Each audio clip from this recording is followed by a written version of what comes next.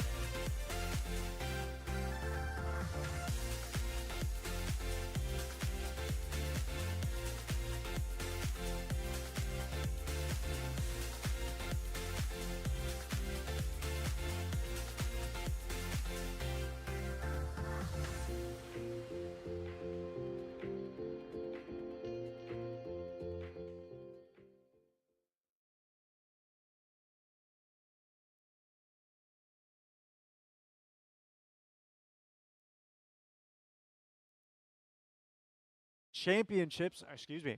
Yeah, middle school and high school And high school. championships There you because we go. can't forget about the high schoolers. We will be kicking off the day with some Rocket League and then we'll be moving over into Smash Ultimate. I'm Ashcon, joined by the wonderful Becky. Becky, what are you excited for today? I mean, I feel like I'm always just so delighted to watch both of these games. There's just like a level of whimsy to both of them. Like it's cars playing soccer, and then it's a bunch of characters from a bunch of different games duking it out. And it kind of doesn't get much better than that. I feel similarly. I'm like loving watching people play Mario Kart in the back. I'm loving just like getting to be around a bunch of people playing games. There's just something so great about that. A little bit relaxing, a little bit of competitive spirit in the room as well. So just a bunch of things that I'm really happy to be here for. I'm with you there 100%. And I agree. Look, you have the casual games, they're still competitive, right? We're still here in a competition. It is a championship after all, but we're so used to the grits of like maybe a game like Counter-Strike or Valorant or Overwatch, where you just get to have so much more fun with Rocket League and Smash Yep. Ultimate. And I think it's much more accessible as well, both of those games, right? A lot of people have, if not their own console, friends with a console Yeah. where they can access these games. Whereas, getting a whole PC setup, it's not for everyone. Yeah, absolutely. And I think like the beauty of this, like you can also play Rocket League on the Switch, and I think that the Switch is just like one of the coolest consoles I think that has existed for a long time. Like when they first announced the Switch and they were like, it is going to be a console, but it can also be like a handheld device. I was like, I'm so happy that I'm living in this timeline and I get to experience and live at the same time as the Nintendo Switch. And you actually got to make it to the Switch 2, which is going to be coming out next week. So if you guys will be there lining up at Best Buys and Targets around the U.S., you may see me there because I want my shot at the Switch 2 also. I can't lie. The newest Pokemon games are looking pretty They're spicy. looking so good. I mean, I'm a Pokemon lover. It's kind of like my intro to gaming as a kid and growing up, and so it's hard for me to not like. I was telling you, the reason that I originally bought a Switch was just to play the new Pokemon games, and so very excited to see those come out as well. And yeah, Absolutely. excited for Switch 2. Yeah. Now, shifting over to this match of Rocket League, as it looks like the players are preparing just to get into that match soon. We have two pretty solid teams. This is an invitational, and this is from Compton Unified. Yep. So shout out to them. They've been extreme trailblazers when it comes to esports at the high school level. We've had the privilege of working with them for a couple years now, Becky, and I think that they've been great partners. They've brought great student athletes, and they've had great players year after year after year. So seeing them at the Rocket League Championship is just another pleasure. So we'll get right into the game as soon as we have it. Yeah, absolutely. And I believe we're going to be watching a best of 5 to get into this as well, which means we will be seeing 5 potential different matches. First to 3 points is going to be the one to get that nice piece of victory. Yeah, they're going to be taking home a trophy as well, if I'm not mistaken. And Ooh. there are some prizes involved. Trying to look I around, think see if I can see it. we were talking about Nintendo Switches earlier, and I think I spy something of the sort around the corner of my eye. But that we'll leave that for later. It's Bunch versus Roosevelt as we move into this best of Roosevelt. 5. Roosevelt? Roosevelt. Perhaps it's They my might both be right. pronunciation. Hard to say, but going straight into the kickoff here. And Danny's going to start off kind of blazing this nice little blood orange? Reddish I think orange? it's just orange. All right. Cool. Okay, I thought it was orange too, and then I was like, maybe it's red. But it is going to be TXC after that kickoff that's going to be the one to get through first and score a point for a bunch here. Like that we're getting to see a little bit of that default chat up in the corner too. Calculated. Yeah, absolutely. I also noticed that their goal music was "Humble" by Kendrick Lamar, and I just got to compliment the Ooh, okay, taste. okay. A good pick, a good pick. Love some good K dot. Ooh, all right. Nice little bit of wall action there. Trying to make sure that we keep that ball nice and high. Keep out of the hands of those players who are sticking it to the ground. Good denial to come through there as well. And just a lot of movement over towards this blue side goal here. Trying to push that back as well, but the heat is still coming. Caesars trying to get working through with those teammates and keep this pressure on. There's Danny on the corner. They got a half a tank of boost. Moving forward to intercept, and Joe whiffs on the catch. Now moving over towards the blue side, and Bunch is playing the defense here. Jaden tries to go for the not land it. Danny now with the reverse defense. Go for the double tap, flip things over. Off the corner, doesn't go quite in. Ooh. It's a great save by Caesar. Once again, now Roosevelt on the attack and immediately respond. Yeah, this is a very kind of back and forth. After that first shot came through, I was kind of thinking this would maybe be a little bit of a sporadic, quick back and forth kind of match, but instead, we're now kind of at a little bit of a lull. All three players from the side of Roosevelt making sure that they are there to get this assist and keep that ball away from their goal. But Joe trying to come in from downtown, and with that assist from TXC, it is going to be another point scored for the blue side of Bunch. They pick it up 2-0 in the best-of-5 series, and they're looking pretty strong. It's rather convincing, but I don't think either team has built up a bunch of tempo yet. So it doesn't, despite the fact that the score is 2-0, it's not as if Roosevelt is so far behind that it's irrecoverable. I don't know that we've never. Ooh, this is a scary place to be. TXC trying to go get some of that air and sink that ball into the goal, but it doesn't quite happen. The geometry needing a little bit of work if we're going to be able to get that one up and in next time. A lot of the blue side really focusing on kind of keeping the ball in the air, really utilizing being able to go up onto the sides of the field here. We haven't seen as much of that from Roosevelt. And I'll take that time to kind of go a bit further with that, Becky. You know, we'll see for a lot of these high school level, maybe even some low college level Rocket League, they keep the ball to the ground. But as we get higher and higher on the skill tree, when we talk about, you know, Supersonic Legend players or professionals, they get extremely skillful with maneuvering that ball through the air as well. So I feel like it becomes a matter of verticality. And so the sooner we see some of these players manipulate the ball from on the Z-axis, you know, I think we'll see a lot of progress. And we see that here too. There's a lot more plays happening as they allow the ball to float down from these high points across the map. Yeah, I was going to say, you kind of set it up, high skill, higher ball. The ball height correlates to the amount of skill. You know, this could be plotted on an XY graph. Yep. Stay in school, kids. Make sure to follow your math teachers. Absolutely. TXC is going to come in and get a little bit of a steal there. A nice takeaway, but unfortunately in trying to get that ball back up into the air, it does get taken back down to the ground by a member of that Roosevelt squad. This shot is not going to quite make it, hit that top post, and go back to that center field. Off of the corner, boost pad is already taken up.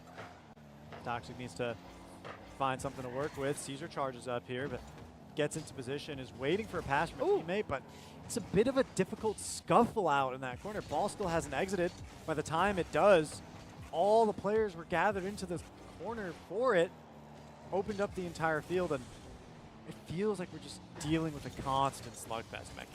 Yeah, I was going to say, that was a nice little moment of control, but I don't think it actually ended up going.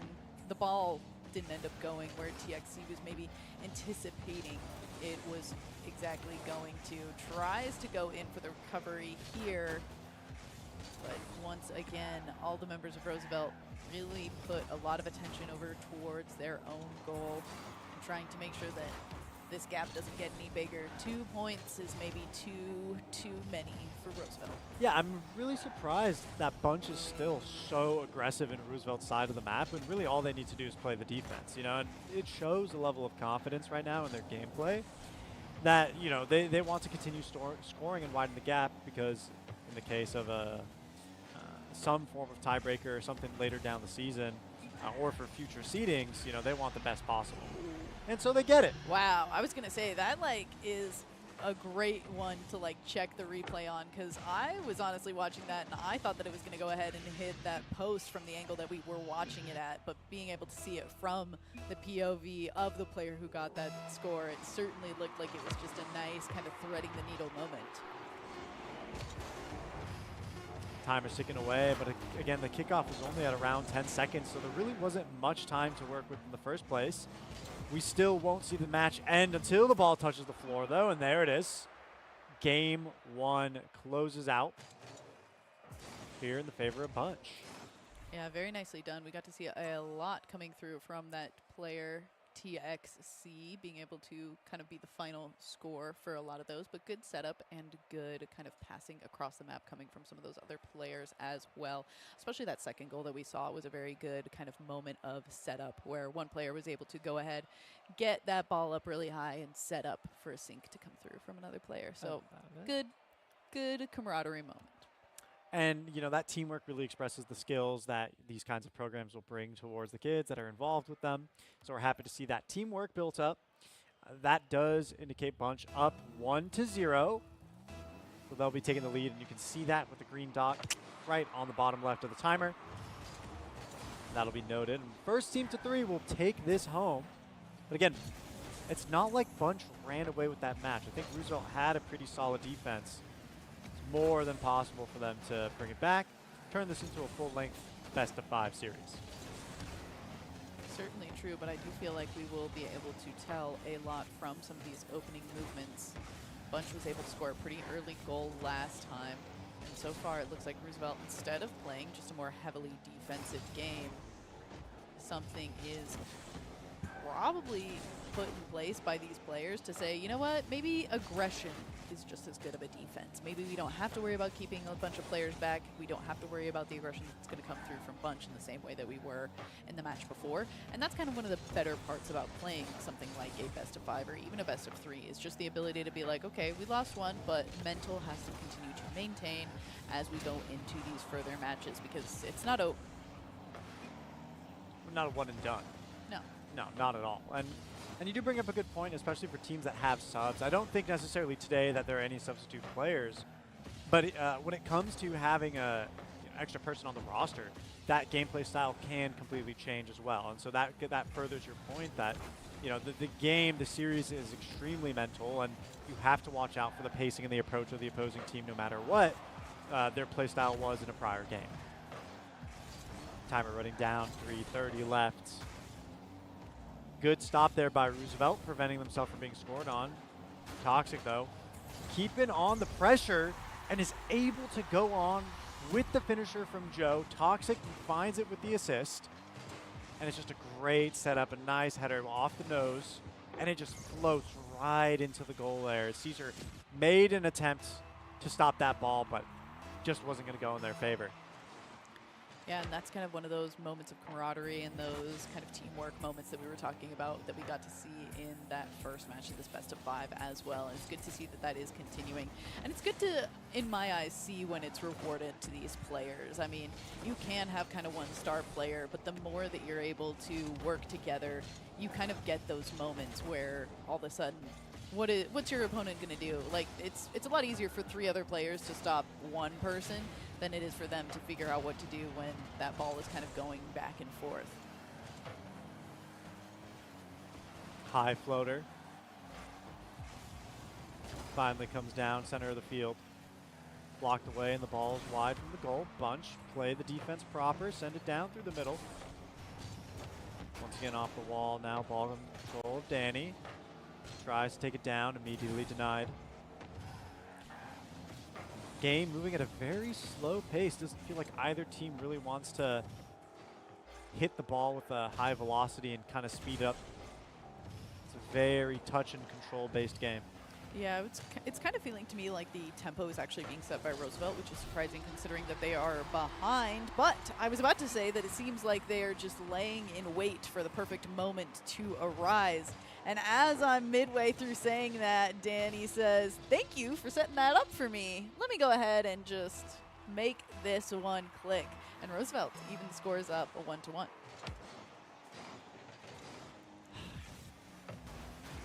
I got to point out that the next goal music was Hope by NF. So we got a lot of hip hop and rap enjoyers amongst the players. Ball off the corner. Danny tries to go for the touch, and Toxic just denies it outright there.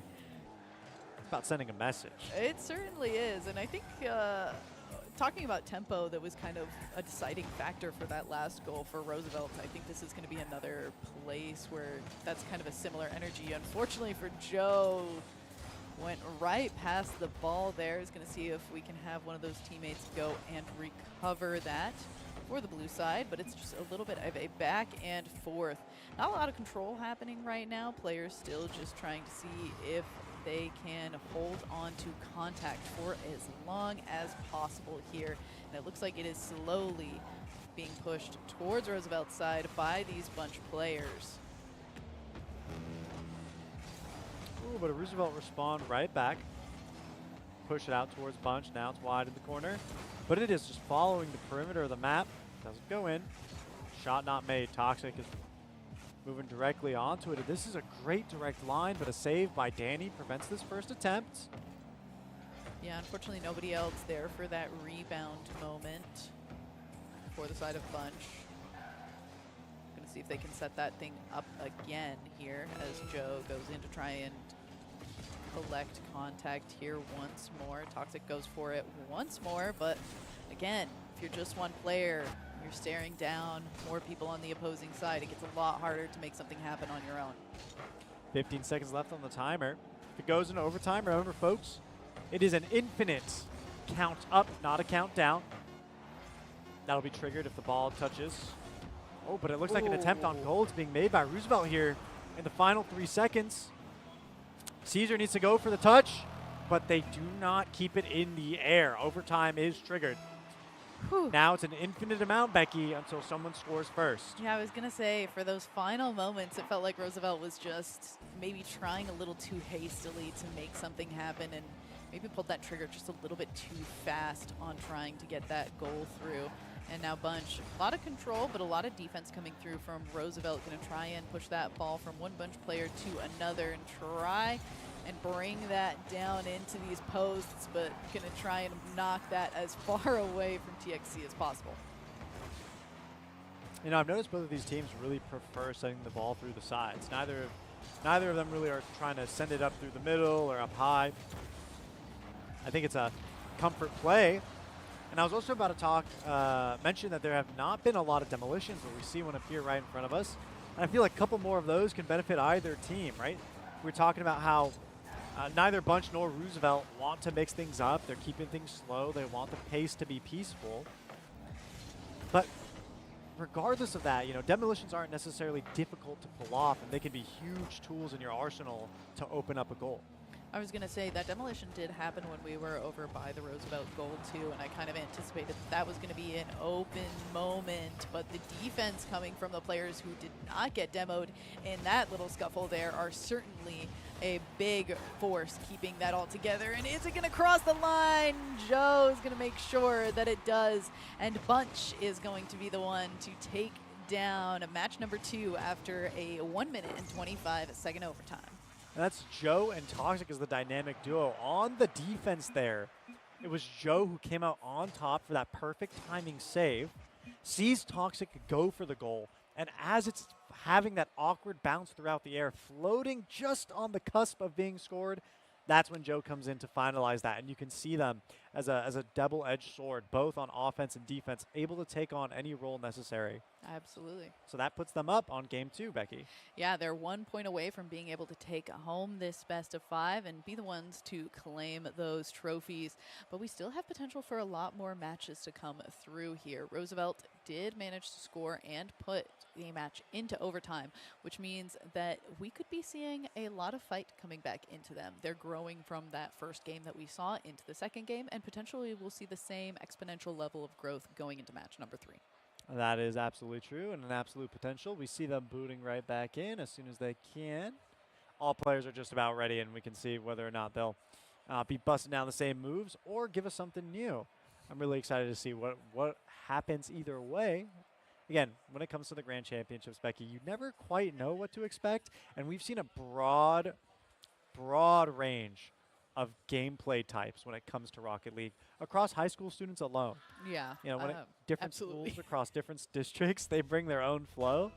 So seeing a more peaceful Rocket League is something that I almost welcome, because I feel like we're so used to the craziness of other schools. It's really true. It's nice to kind of see a level of kind of control that is happening. And again, you can tell the moment that a team starts to have said control coming in really well.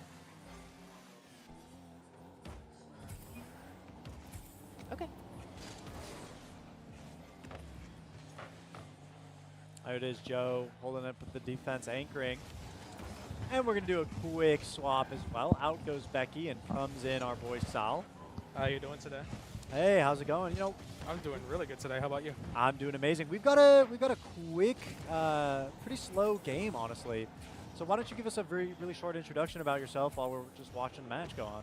Good afternoon. My name is Salvador Esquivias, a.k.a. Mr. Taco Bell. How y'all doing today? I'm over here on the commentary desk watching Bunch versus Roosevelt in the Little Rocket League match right here. Roosevelt in the lead by 1 point so far. Best of 5. Let's see how this continues. Yeah, this is so far the first point of the entire series where Roosevelt have actually taken a lead. Bunch have been so dominant so far, and Becky and I were discussing how peaceful the series overall has been. Maybe we'll see if they continue that habit is what I was talking about. And Sal, would you prefer Mr. Taco Bell as we continue the cast? That was a little bit of an old username given to me by some friends. Nah, Orochi, I've been using that for a good while. You can just call me Sal if you want. All right, that works. Keeps it nice, clean, and quick as we move forward to the Rocket League cast. Yep. You know, I do have a little bit of bias towards Bunch, seeing as I did go there as a middle school. So my heart goes out to the Bulldogs out there. Go Bulldogs, you got it. Hey, well, they are doing you proud, I must say. It is 0-2, though, for Roosevelt. They're picking up something new. No, yeah, Roosevelt seems to be picking up the pieces so far. That Bunch just absolutely scattered all over the place earlier. You said Bunch had a pretty dominant start earlier, no? Yeah, absolutely. I mean, they're up 2-0 on this series right now. So it is crazy to see Roosevelt coming in so strong, 0-2. Oh, Caesar just got his car totaled. Might need AAA insurance on that one. Absolutely, indeed. Moving down the line. First time from center field, this ball's been moving. Oftentimes, both of these teams have preferred the side lanes. Really trying to keep that pressure up. You really got to admit that. Oftentimes, offense equals defense, or maybe you just spec out onto one side. You see, they're really trying their best to have those big moments where the ball shifts from the opposite side of the field, really trying to get it into the team's goal. Yeah, shifting perpendicular across the field to create a moment. There it is, straight shot. There was an idea right there. He Hail Married it from the other side. Absolutely, I have an idea with a straight shot. And that's what happens when you don't leave an anchor in the back, right? Absolutely. That's punishment. Absolutely. Always got to have that designated goalie in the back right there. And I think that's what's great about Rocket League is you don't have to whoa! Straight 2-2. Og straight in, meaning all business. No guard, nothing but gas in there. Roosevelt, I mean, they worked so hard to bring up that 2-0 lead, and all of a sudden Bunch closes it within the span of 30 seconds. That's got to feel rough. Oof. I mean, they dominated earlier. It's possible that they could probably do it again. I mean, Roosevelt over here looks like they're really trying their best to lock in right now, but who knows? Bunch could just be creeping up right behind. Remember, that monkey is always stalking. Ooh, right over the head of Jaden, and again, no one in the back. No one in the back, just leaving the goal unguarded. That is very, very rough right there. And before we had that crazy second goal there by Bunch, I was talking about how there's so much freedom in Rocket League. You don't have to necessarily have a goalie. There is no one assigned. You're not stuck in the goalie box when you're playing flying car soccer. You are essentially your own player. I mean, the only limitations are your imagination and just how much your suspension can give out. Exactly. And even so, though, it just further shows how important that goalie role is. And even with one, you can still be scored on. That's Jaden coming in hot against Bunch, tying things up 3-3. Things truly have heated up. Oh, he's got them quick tires, able to get it past that little defense right there. All right. And so far, it's 3-3. Bunch may be in the lead, but currently this round they are tied. And this is a bloodbath of a game because neither of the games we've played so far had anything remotely close to this amount of points scored. So 6 total points shows that these teams have really revved up the engines and kept things warm. Now they're ready to play all out. And this, again, this is only a little over halfway into the match. It's always 5-minute timer. 2 minutes about left on the clock. Keeping it fast and furious, I see. All right. Oh! Oh! That almost with a Hail Mary from the other side, but our little goalie here, Caesar, nudged it a little bit to the side. They see both teams have their own goalies right here. You can see they're really trying to make sure that defense is up and ready, except for earlier when I guess they were just not ready for that shot. Caesar coming around the corner, played a great defense. All right, Danny with the score for Roosevelt, putting them up above Bunch this round so far. Roosevelt is in the lead. And I want to point out like that 2-man play there. Caesar driving across the wall, dribbling, getting it right into position, and they know that they can't land the final score, so it's Danny who helps out. Best kind of teammates you can always have are those around, and also those who just know what to do. Hey, and that's a life lesson right there. Absolutely. Games like these, there's no such thing as a lone wolf role. Never has been, never will be. You could probably say that maybe you're solo queuing in a quads game, who knows, but it is always important to have that really good comms and just teammates you can trust. Never just put yourself in a team with someone you don't like, you know? I always say that good teamwork, good comms equals good outcomes. Clear comms, clear mindsets, good moves. That's what we like to see from educational esports, players coming together, developing over the course of a season, of a semester, of an academic year. This is all of that coming through to fruition. We got a minute down left on the timer. A goal for Bunch, potentially immediately denied. All right. Now we have just a minute left. Let's see if possibly Bunch can take up this next round. We have 45 seconds left on the clock, and the ball's moving off the wall. 40 seconds on the timer. Things are closing out, and welcome back to Becky, who's made it onto the map again. How's it going? Howdy. I'm here. I'm on the map. I'm ready to catch the ball. You know, you left at a point where Roosevelt, you know, I mean, I've been watching the whole time still. No, absolutely. It's just like we were talking about how slow things were, and all of a sudden we got 7 points on I the board know. total. I stopped watching and everyone goes crazy. They were holding out on you. They I really mean, were. I mean, and now, but we kind of said it too. Before I stepped away, I was like, we've been seeing Roosevelt growth in like just these games alone. And now all of a sudden they're poised 2 seconds, 1 second, waiting for that ball to drop. But they're coming back. They got themselves a game. Yeah, it goes 2-1, and all of a sudden we have a series on our hands. Absolutely. I mean, the moment that you think it's all going smoothly, it's all coming up Bunch. I mean, better late than never for Roosevelt, and certainly exciting to see them come in with some strength and kind of bring in the punches in map number 3. So I'm excited to see if this trend continues. What's map number 4 going to hold? Yeah, I mean, one of the things we talked about was that there were a lack of demos, and then immediately moving on to game number 3. So many. Everything was exploding left and right. It was a Tom Cruise movie, right? so when it comes to I think a you mean style, Michael Bay, but it's okay. I feel like Tom Cruise has some explosions. No, Come it's on. – It's true. You just felt like you had to get me on that one, didn't you? I did. I'm sorry. No, I get it, man. I get it. We have a good time here, and I think the players are having a great time too. I certainly hope so. I mean, you gotta understand that, like, if you're able to be at an event like this, play some Rocket League, you're kind of living the dream in a little bit of a way. I mean, I'm sure there's like, if I was there sitting at that age, I would have been so scared. I would have been like, the pressure is on. So like, I get it, but also, this is such a cool moment. It absolutely is, and for those of you that are walking in, you know, we wanted to take a moment to thank Compton Unified, who have been trailblazers for esports at the high school level, Oh, absolutely. at the yeah. educational level even. You know, they've had some middle schools as well participate with us, and we're happy to help them and their students build skills for the future in STEAM. And take it from someone who graduated from Cal State. Ooh, So okay. if you're Pulling that interested out. in any of the stuff going on here, and you're curious on how it can help your kid, you know, feel free to reach out to your district members. And also, go ahead and move over to the Cal State Dominguez Hills desk. They also have an amazing program. I came up through Cal State Northridge, and I know for a fact that our cousins at Dominguez Hills have an amazing thing going on. So make sure to go and visit them, ask them some questions, see how you can get involved. Oh, they love to talk to you too. Oh, yeah. We like to talk as well. Oh, we do. It's almost- I know. it's a- I'm throwing shade, but look at me. It's a profession of sorts.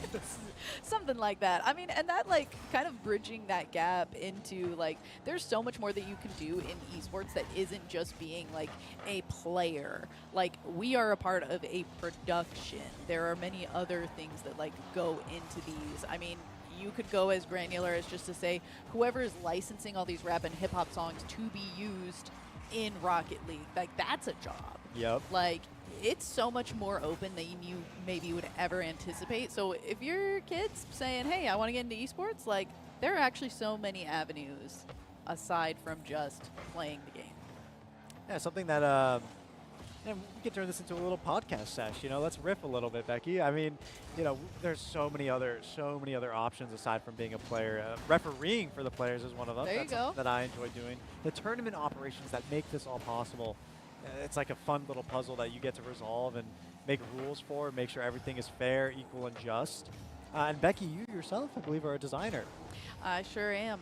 My degree is illustration and design, and so I currently work not for a video game company, but a board game company, and do a lot of that sort of thing. So we both, have a lot of experience even on kind of these tertiary sides of esports. Yeah, we're adjacent. We're there. Ooh, We're in the middle of the action. from downtown. All the way across the map, soaring, flying into the goal. Roosevelt, I mean, hey, we're almost halfway through this match. They're the only ones to score a goal. This is a much less kind of aggression-heavy game than we were seeing in the match before this. But they're the ones holding on to that control. They're taking control of that tempo here in this match. Reverse sweep incoming. Oh, there could be potential, but knock on wood, because you might have hit the caster's curse. That was a plastic table that I just knocked on, but the intention was there, right? We want And that's really what matters. exactly. Like I said, I'm a referee. We need a fair, equal, and just game, so we can't curse it. Absolutely. Narrow miss there, but TXC is going to try and keep control and follow up. Joe comes in for an assist. It looks like a lot of the players on Roosevelt are watching closely the movement of this ball. Had to lose a little bit of control there to be able to send it over towards the other side of the map. And we're just having a little bit of a your side of the map, my side of the map, your side of the map, my side of the map, back and forth between these two teams here. Yeah, whatever you want to call it, tug-of-war, seesaw, etc., etc. Yours were much more eloquent than mine. No, I mean, different deliveries. You put in like a level of personification. You made it an idiom. What can I say? I be working magic. Actually, you be working magic. That's a whole different conversation, though. The blue bunch goal was open for a moment. Unfortunately, players from side of Roosevelt not quite there to be able to capitalize on making that happen. And so the ball kind of lives in a little bit of reset land for a moment. A great position to be able to knock that ball right back, and it is going to be a full Team Roosevelt save. And you kind of mentioned this when we were, I think, in the first match. You were like, it's weird that we're seeing Bunch be so aggressive when the only thing that they need to do when they're up points is play defensive. And I think Roosevelt took that to heart, because all of a sudden we're kind of seeing them do this kind of gameplay that is close to what you mentioned, where they don't need to be aggressive. They have the point. If nothing else happens in this game, they're going to win it. And so at this point, they're just saying, you know what? We will dedicate all of our resources to being defensive. And so far, it's working. That it is. I mean, they're holding on to this lead. There's only 20 seconds left on the clock. Bunch are desperately trying to get a goal off, and they're losing manpower because of it. Immediately just demolition. That's going to be a player down for a couple of seconds. Now 10 seconds left on the clock, and ball is still in Bunch's territory. They got to find a way to push it outwards and onwards towards Roosevelt's goal. Ooh. And it's off the backs of Toxic that they get a shot on the goal, but it doesn't necessarily sink in. They want to keep the ball in the air for an attempt, but it's just going to be dropped down, moving us into game 5. All right, game number 5 in a best of 5. I mean, this is a treat you don't get to see every single day when you're in these tournaments. You know, in League of Legends, the term silver scrapes comes to mind when the series goes all the way. I had a moment where I was like, do I try to like onomatopoeia silver scrapes? I will not be doing that. I'll do it. No. Okay, all right, fine. Stop right now. But instead, we will be going into game number 5 between Bunch and Roosevelt to see who is going to be bringing home the trophies here. And considering that we started off 2 points for Bunch, Roosevelt coming back, 2 points for themselves. Do we see the reverse sweep? Does Bunch come back with vengeance? How are we feeling? Now we can see on the top again, 2-2 for the match scores. Immediate Quick demo. Yeah, yeah, wow. right? Both teams at this point, I mean, as if 2-2 didn't tell you. They're not coming to play. Demo off the start. Let's keep bringing the heat. Oh, whoa, this could be a shot on goal. No. Ooh. Wow. Smooth defense there by Danny. Astron jumping out of their chair. No, actually, I mean, Rocket League can be one of those more intense games. It's very simple to understand on pen and paper, right? But when you see it in action, it really pulls at your heartstrings. I was gonna say it's one of those games where most of us have seen soccer, so we like understand the basic concept of like what is happening, but it can just be broken down so much, and the amount of muscle memory that you have to actually achieve to play this game really well, on top of something like just an understanding of the physics within the game, is kind of just like a practice makes perfect kind of situation. Absolutely. A lot of games, require in-depth knowledge of their mechanics, their characters, every ability, X, Y, and Z. Rocket League is all hands, as we say, all hands. All hands. You either can. It's some brains too. Well, It's a lot of hands. there's some strategy, there's some tactics, there's coordination. This goes into another job that you can have in esports, being a coach. Say you less hands, more brain. A lot of pro esports teams will specifically hire coaches, kind of similar to how we have in. I was almost ready to like quickly switch back to the game as the ball was rolling towards that Roosevelt goal, but Roosevelt saved it. I can go back to my little tangent. Just like how we see in a lot of sports in many capacities, sometimes they have multiple coaches. And that's certainly a thing for esports teams as well. Yeah, a strategic coach, a mechanical coach, Yeah. a mental coach. Mm-hmm. I think it was, they don't have him on call anymore, but I think NRG as an organization, they're one of the professional organizations. They had a Rocket League team as well as competing teams in other esports. And they even hired a personal chef. Yep. So really any skill set that you want to turn into a pathway into esports, you can. Truly. Just got to put your mind to it. Halfway through our final match in this best of 5, Bunch versus Roosevelt. Demolition's coming through, that timer ticking down. And I think this is the longest we've been in any one of these games without a goal being scored. Roosevelt previously were the only ones to even score a point in the last match, which was the lowest point value that we've seen across these matches. So I feel like if we're following the patterns, this certainly makes sense, but they're really giving us a tense match up on the screen. I mean, yeah, no first blood drawn, as we would say. It's just a stalemate.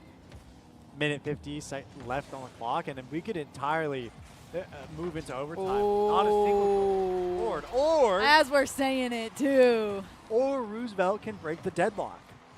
And very nicely done, too. You see that bounce up, but Danny not breaking a sweat, not missing a beat, just ready for that rebound to come back through and be able to score that goal, despite 3 members of Bunch being there for defensive strategy.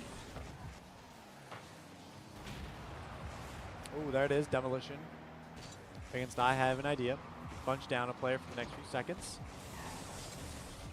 So that's going to swing the offense into a defense for them. Right? They don't have a player down to secure that goal. Things get shifted back. Roosevelt go on the aggressive, the offense. Returning it back, though, is Bunch. This could be a direct shot. Not quite. It's off the rim, and a defense keeps things in check. I was going to say, a very tense moment there for these players, having that ball kind of sit on the precipice of that goal before it's able to be hit back out. Boost on the corner. Bob moving in. Jaden trying to get in position, but just denied slightly. Danny exploded. I Have an Idea, keeping things in the corner. Got to start coming up with some ideas to get a goal here. 40 seconds left on the clock. Roosevelt up a point, back on their defensive strategy that worked for them in match number 4, unless a great save to come through from Joe there. Danny sending things across. Off the wall is Toxic. The defense by Bunch right now has been pretty solid. Roosevelt were able to score 1, but 14 seconds left on the clock. They weren't able to score more. Bunch need to reply, though. It's 10 seconds left on the clock. Series point. Oh, And it's series not point. going to be an option. Series point, but with 5 seconds left, Roosevelt securing through Danny's wheels once again. 2 points. I mean, we'd have to borderline go kickoff into kickoff here. Absolutely. I mean, 3 seconds on the clock to start the kickoff, 5 seconds for the game total. Timer's already counting down. It is possible, but the ball touches. It was the perfect setup for this line, but it would have only been a single goal regardless. It's so true, and it is going to be Roosevelt with the reverse sweep to come through and be your Compton Unified Rocket League champions for this season. Congratulations to Roosevelt. They've earned it. They deserve it. We'll celebrate with them for a little bit on site here as we present them their trophies and pass the mic over, I believe, to Mr. Alan Zach. But for us here, the casters, we're going to be back after a short break. Stay tuned, though, because we have Smash Ultimate on the way.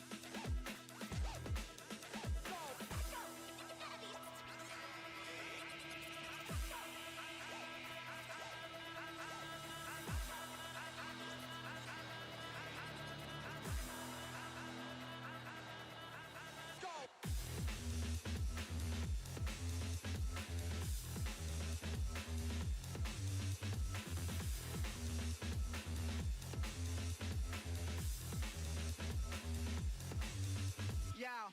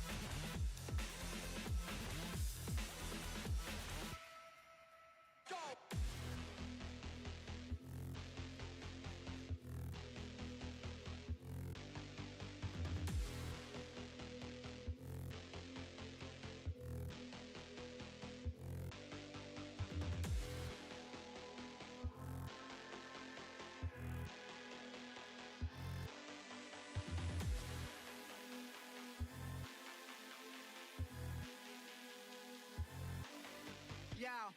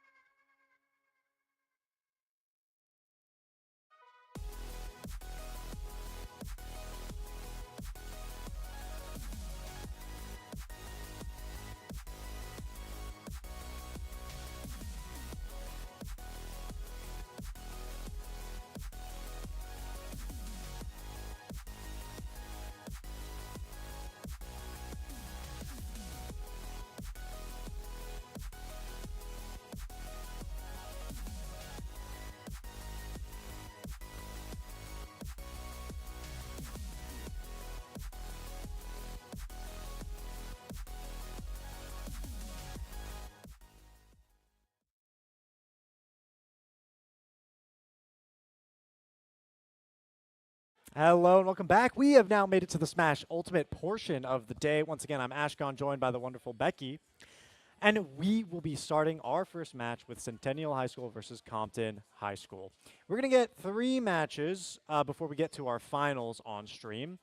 But the rest of these will be played online here at LAN at the Steam Fest. So get excited. We're going to have some great stuff going on. We do have a bit of an interesting format. It'll be a best of 3 set with Ooh. best of 3 games each. That means each player in a 1v1 representing a team will go against each other in a best of 3. Then after the result of that match, we're going to swap players, and they're going to All right. flip-flop until the series ends. All right, sounds good. I mean, you might have to explain that a few more times as people kind of trickle in and hang out with us, and also to me a few more times, but that's okay. I mean, I'm here for the action. I'm here for the moment. So as long as you're here to fill in the gaps of like how this all is working, I mean, Ashcon is literally here, also working with the players. So if anyone knows what they're talking about, it's going to be Ashcon. No, I'm lying To me, to everyone. you No. better not be, because we are about to get down into this match. Our players are ready to fight. So it is all truth, it is all moment, and it is all Smash Ultimate. It's a lot of Smash Ultimate. I'm hearing a lot of Smash Ultimate. I'm here. You're so right. You're so right. A whole lot. And we are starting off fast here for these players. You are going to be seeing those percentages go higher, and you are going to be seeing these 2 characters duke it out. So this is Terry and Steve. Both of these are DLC characters coming from their own franchises.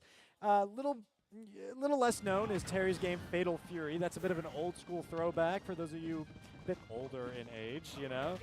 But everyone knows Minecraft. Everyone knows Minecraft. This is, I think, also one of the different colors for Steve that does make him look a little more like a creeper, but it's still a fun time. And this is one of the characters that is highly regarded as broken. He is broken. He is broken.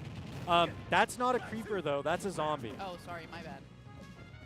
Outing myself. I'm actually a very big survival gamer, You're a big survival gamer? just not Minecraft. Ah, I see. Understood. But yeah, so you were correct. Steve is considered overpowered, broken, even banned from a lot of tournaments. Absolutely, yeah. He is a top-tier character for sure, but Terry is making quick work of it, making him look good, making him look easy. That being said, Angel here, piloting to Steve, is a bit ahead. Yeah, so far anyway, just being able to take a peek down at those percentages. Those percentages start to get redder and redder. The ability to be knocked off of the map and hit that little bit of an explosion is going to increase tremendously. So that's what you're going to be watching for as the game continues. Should you not understand the exact abilities that are happening, just take a look at those percentages. They will tell plenty of a tale on their own. Now, I want to take this time to discuss the different archetypes that these 2 characters fill. You can kind of see Terry is just getting in the face of Steve, a brawler, hand-to-hand combat, a representative of the Fatal Fury franchise for sure. Steve, though, a lot of setups, right? Whether it's placing blocks, setting up TNT, stalling out, mining. They're all about getting themselves ahead over and over and over again, and that's how they build up to a victory, which we see here. Yep, indeed. A lot of that setup actually going very well for Angel there. And so we will be going into match number 2 with Compton High School taking the first in this best of 3 situation. Ooh. I love how Alright. Enderman has his own like voice I line. was going to say, yeah. Enderman. They really were just like, we're throwing all that we can into these Minecraft characters. And I know that it bothers plenty of people, again, simply because they kind of fill a role and have a position in the metagame that is just like so different from all the other characters, mostly. And it can be so frustrating because Steve kind of has this aspect to him where you feel like you're losing control of your character a lot of the time, right? With the blockages of the physical blocks, but specifically that minecart move, which we've seen Angel throw out a couple times already, it kind of acts as a grab almost, where once you're riding in it, you're off. Yep. You're done for. As we literally got to see right there, the Kazuya player will be knocked off the map. Going to be able to do quite a bit of damage here, but when you are still a stock down, fewer lives left to work with as we continue this match, it's going to be a little bit more difficult as time goes on. Good recovery, avoid the blast of the Ooh. TNT, and And the anvil, yeah. I saw that anvil, like, and but I mean, I guess that's one of those things. If I'm sitting here like, oh, the anvil's coming, you got to know that the player knows that it's coming too, and Sal's able to nicely avoid that. Yeah, Smash is so much more of a dynamic game compared to Rocket League, which is saying a lot because Rocket League is an extremely dynamic game. All right, even on stocks here, but Sal for Centennial looking a little bit rough as far as those percentages look, and there's that good old minecart move, and that is going to be a knockout. One stock left for the Kazuya player here for the side of Centennial High School. Getting a little bit of damage off against Angel. I mean, Sal's doing a pretty good job right now holding the ground, but it's just so frustrating to play against Steve, and then that magma block placement as well. It's just such a powerful zoning tool. And your options are so limited as a melee character against Steve. Very true, and it is going to be that Steve that is going to bring Compton High School the first win of this tournament with those 2 matches there. Still looking very strong. Were you just only Final Destination? Do you know? Oh, they can play one. They have a pretty limited map pool, but it's not only Final Destination. Okay. All right, are we just going to see the same lock-in from players again? I mentioned only Final Destination. They're like, you're right, we will go somewhere. Yeah, so at this point in the match, because it was a 2-0, we now move into another set. So it's not Sal and Angel anymore. Now that first best of 3 is over, we're going to move on to different players.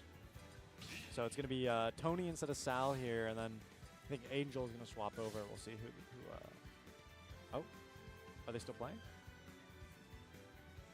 Might just not have changed the name. That's all right. We will refer to them as their high school that they are representing. Yeah, Centennial. Playing Daisy, too. I mean, hey. Daisy. I feel like the first lock-in was Peach, yeah, before a little bit of a swap to this Daisy. And I feel like I'm much more used to seeing Peach than I am to seeing Daisy. Their kits are pretty similar, but an interesting last-moment choice. And then, of course, Hira for the other side. Quite another character that I think is regarded as one of the stronger in the meta right now. And so Compton High School showing that they are not shy to meta picks. Yeah, and the thing what's interesting with Pyra is that they come paired with Mithra as well. So you have this option of a speedy character versus a hard-hitting one, and they have very similar kits. There are some minute changes between their side specials and whatnot. But because they're easy enough to operate, despite them being a paired character, it's almost the same exact character. I was going to say, unlike people like Zelda and Sheik, where if you change between them, your kits are so different that it doesn't really feel like you're playing the same character. Well, actually, Zelda and Sheik are different characters now. Oh, my bad. Yeah, showing your age there, buddy. That hasn't been that way I sure am. since Smash on the Wii. Ooh, that is when I played the most. Brawl, yeah, that's Yeah. fair. That's a good game. Brawl was not bad. And of course, GameCube. Oh, Melee? Yeah. Some regard Melee as the higher class I was going to say, Smash I think game. that's the one that is regarded as the best one. But, I mean, I kind of like that there's a lot of characters in Ultimate. I think, like, for a long time, Smash has kind of existed in this place of, like, oh, we have all these characters from all these different things. And I know a lot of people, especially when they did all these DLC characters, were like, why would they do this? And it's like, why not embrace it? And it seems like we're Exactly. finally at the point where they have embraced it as the player for Centennial gets knocked out, and it is going to be now more of an even match. Both of those players with 2 lives remaining in those stocks that you can see below their character portraits. And percentages relatively even at this point as well. So Centennial, with that lead 1-0 on the grander scale, get to maintain their position. Compton, they're fighting back a little bit. A little bit of damage build up here. This feels like a much more even tempo, if I were to describe it, right? When it came to the previous matchup, I talked about how the setup into a melee character was hard. This is kind of melee versus melee, Becky. Yeah.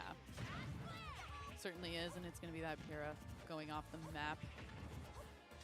And now only 1 stock remaining. pressure, and you were mentioning tempo, and yes, it's much slower, but I do feel like it is being kind of set by the player playing Daisy for the most part. As I say that, of course, Mira takes a good chunk of damage onto that Daisy, and so it is going to kind of shift a little bit. But for the overall match, especially the start, when we saw that first stock come off of Pyrrha, it was feeling like the Daisy player had a good kind of hand on, I'm going to be the one deciding when we engage and how much damage is going to be happening in this interaction. That was a very dangerous recovery by Pyra there. Could have been punished. Angel unfortunately misses the window though. They don't whip on this one. Move over the special. Try to use the radish. Yeah. Wow. And just another moment of blocking that edge, that recovery not going through for Pyra. And so it is going to be a win coming out for the side of Centennial. Going to start to fight back against the players from Compton High School here. And so they are up 1 in the grander set. Now they're also up 1 in this miniature series that they're playing in. So this is a set point now. If Centennial pick up this game, they're also going to pick up the entirety of the set. That'll close things out in their favor, and we'll move up and forward with the bracket. And we're just going to mirror match again. So exactly what we saw before. And what's nice about mirror matches, Becky, I think, is that even if you lost that first game, you get some time to have studied your opponent, look into their habits. Yeah, it's true. As opposed to if we got to see the player who won for Centennial last time go ahead and swap to a different character, the person who lost would be like, okay, all of a sudden I now have no idea how you play. I don't know if anything that I learned about why I was losing is actually going to be able to help me. So that's a great point to make. But we do see a little bit of a swap come through much earlier than we did in that first match of moving into the kind of Mithra play style here as well. Ooh, good punishment with the aerial there by Angel. Avoid the smash. Toss the radish for a setup, but it's going to whiff. Doesn't knock Tony out of any abilities, and we move on per standard. Another radish, and Angel's really favoring throwing those around. I mean, if you can get it to work. Compton High School. Tony doing a nice job of trying to start off a lot of aggression, but unfortunately it's just being answered very smoothly by Angel, and it's going to be just another moment over that edge and unable to get that recovery to come through. Trying to come in from the vertical, going for the down airs, and it's not quite connecting in the favor of Angel, and Tony's going to abuse that. But again, they're 2 stocks down, so they are really trying to get the biggest bang for their buck. They want to be as efficient with every percentage that they receive as possible. And there it is, a first stock elimination in their favor. Compton High School are fighting back, but Centennial are in just such a strong position with this Daisy. Absolutely true, but a lot of damage. A lot of good damage coming through, especially ones where you can get out unscathed, trying to play with that block as much as possible. But this is a place where we've seen Tony fall previously, and that is going to just be a great denial to come through from Angel and shore that one up to even the score here between these 2 schools. So that'll be a victory for Centennial in this minor best of 3 and in the set as a whole. So it looks like Centennial will be moving forward here. And we will be right back with your next match after a little bit of setup.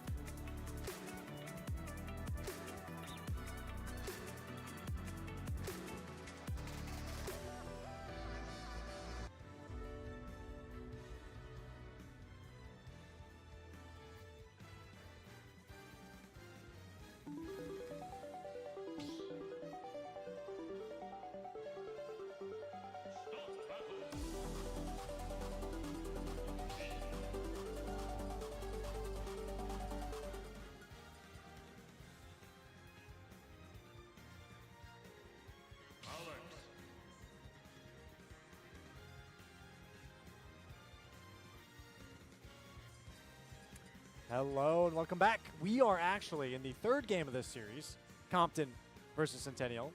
Missed call by yours truly, but we fix it, we call it as it is, and we move forward with the match. It is the last best of 3 of this series, and whichever team wins this one wins the set. All right, thank you.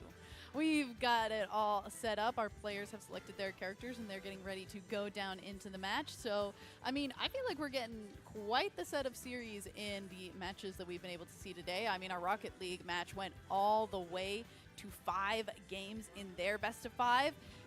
And now we're going to the third in a best of 3.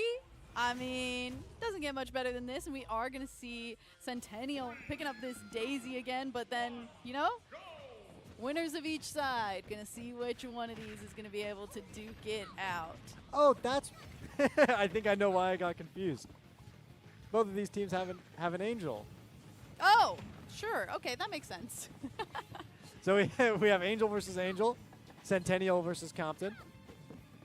Not often do you see, you'll see mirror matchups for like characters. Yeah. But this is not like usually names. a mirror matchup for like the first name of a person. And that's Steve. I mean, we were talking about it in that first match about just kind of how oppressive it can be. Like, adding the extra building element into a game like this is kind of very difficult to play against. It's not something that a lot of people have had to kind of train or experience a whole lot before this character in particular came out. And I think that's why a lot of people kind of struggle to figure out how to play against it. But we're getting to see kind of a nice little bit of recovery from this player on Daisy. Got that first stock taken off, but now has done a great job of kind of commanding space ever since coming back onto the field. And now with the score a little more even, we're going to see if Enderman is going to be able to come back strong here and secure this for the side of Compton. And I love that keyword that you brought up, space.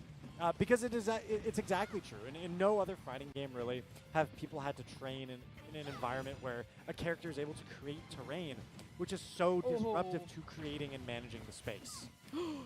Oh, I mean, a great recovery from Daisy. Enderman maybe getting a little bit aggressive there and trying to jump down and deny as much of that kind of airspace. A weird place to be fighting for space even. Daisy managed to get back up onto the field sooner, but wasn't able to start trying to go for that edge guard as soon as maybe they would have liked. And it is going to be that Daisy losing another stock. Enderman high on percentage, but still a little bit higher and able to try and get these recoveries as often as possible. The little wings to come back. I wanted to point out, and I'm just really just arguing in your favor constantly, Becky. I feel like you're a lawyer right now. I mean, we saw Centennial's Peach try to move around in the air to float. Usually they would be able to create an aerial attack with that spacing, and they just simply aren't able to because the magma block, it just takes so much room on your screen that no matter where you want to try and move, you're going to get hit by it, you're going to build up percentage, and in a worst case scenario, get knocked back into a lost stock. Yep. That being said, the recoveries coming out from Peach in particular, like as a character, I think are kind of well suited. I mean, the amount of times that we're seeing that minecart kind of go swoop you off the map, playing a character with like a good recovery. I mean, there's only so many times you can recover before your percentage is too high, and we see exactly what just happened. Enderman taking it home for the side of Compton. We will be watching potentially 2 more matches if we can see this repeat from Peach to come through. I mean, I'm going to refer to them as their characters. I feel like that's what I... You're right. Their names are the same. It seems... Yeah, who's going to win, Angel or Angel? You know, probably Angel. That's fair. I think that's a good bet. And it looks like our players continuing saying these are our strongest characters. We're not going to mess around with anything else. I feel like that is going to be the case for a lot of this level of play, right? When it comes to middle school, high school, even in a lot of the collegiate leagues, these players have a primary character, maybe a secondary, and then they'll have their quote-unquote the pocket pick, something spicy for the matchup. Oh, but that chain damage was no fun. Oh, were they getting pickaxed? Yes. Yeah, that'll happen. You'll have that. Yeah, certainly not the thing that you want to deal with, and that was a lot of damage to come through for a while. Compton's player sitting at a very nice 0%. Nice change of tide here, though, and the aggression definitely pulled in favor for Centennial here. And a very even match to start things off. Recovery going to come through. Going to try and deny with some of these radishes as much as we can, but they're not as powerful as some other denial weapons from some other characters, but we're really just hoping that the recovery from this character and the bit of damage that we're able to get off is going to be able to kind of counter what Steve is bringing to the table as often as possible.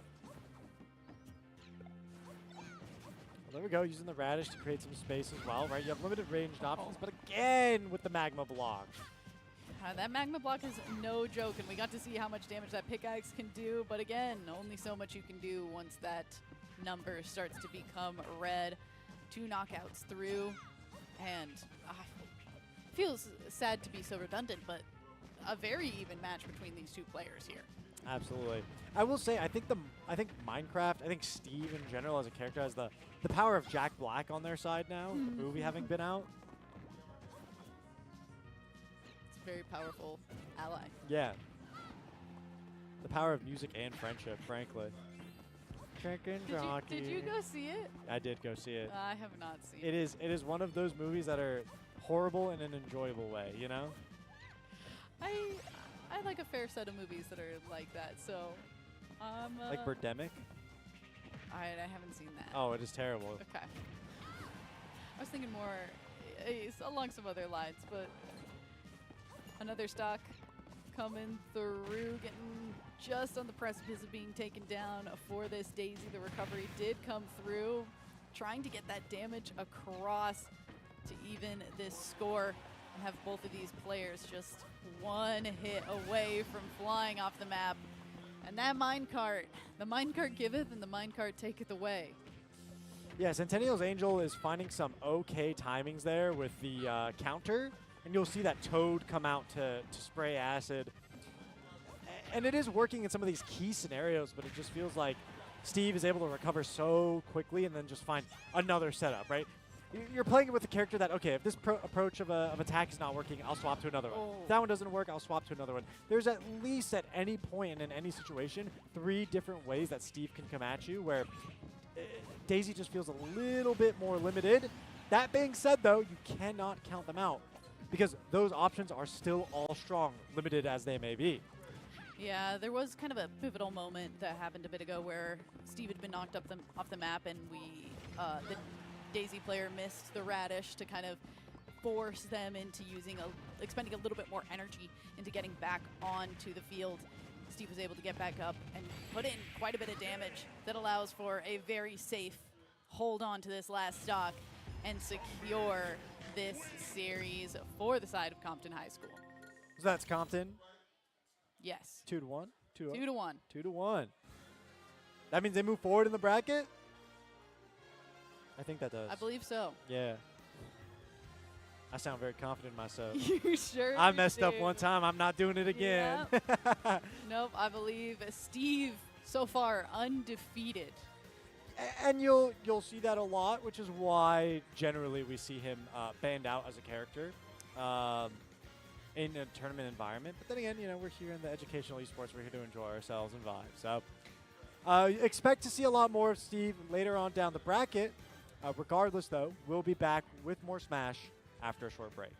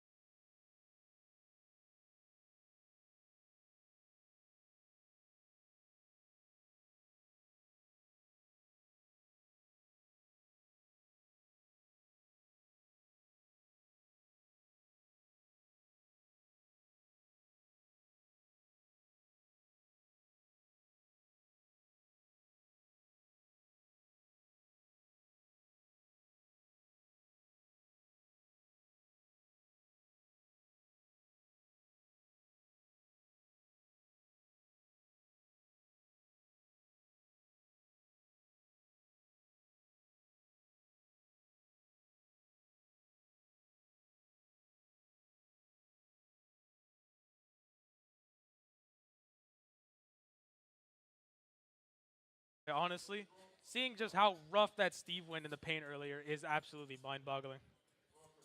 So we have you joining up here, and we got the match going on. It's Cloud versus Steve once again, of course, and Oh, Compton wow. Early College is going to be having that Cloud, and I think CHS. It looks like they're going to be abusing that Steve until the end of the bracket. Oh, absolutely. Steve is easily abusable. The thing is that like he breaks the fundamentals of Smash. He makes you play an entirely different game. You're playing you're playing checkers. He's playing Monopoly. No, 100%. And Becky and I were discussing how spacing is such an important part of any fighting game. It doesn't matter if it's a platform fighter like Smash or if it's something like Street Fighter. Regardless, because Steve can place a physical object in front of you, it just ruins the whole game.